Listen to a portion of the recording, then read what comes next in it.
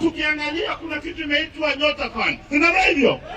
Nyota Fund leo hii kijana anaweza kuchukua simu yake, aandike chini, aseme ya kwamba ninaanza biashara, nikuze watoto wangu, nikuze familia yangu, na kama ana dema anapata dema kata sio William Samoei Ruto. Sina hivyo?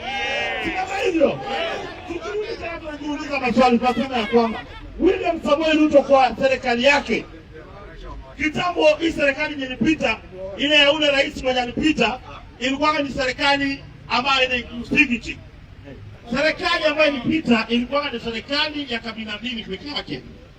Haikuwa na kabila kutoka kila kona ya nchi. Kwa serikali ya William Samoei Ruto leo hii kuna makabila zote including mpaka North Eastern. Wapi makofi ya William Samoei Ruto? Leo ukienda Nairobi kuna stadium kubwa imejengwa inaitwa Talanta Stadium.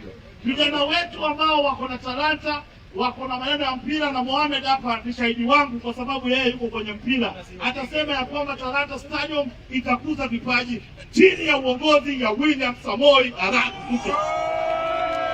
Watu wa Mumias, ninawaomba kwa heshima na taadhima. Watu watakuja wengi wawaambie maneno tofauti. Lakini kama mkijua ya kwamba serikali ya William Samoei Ruto iko imara na tunaenda kufanya tuta, kama mnakubaliana mimi nionyesha mkono kwa mimi.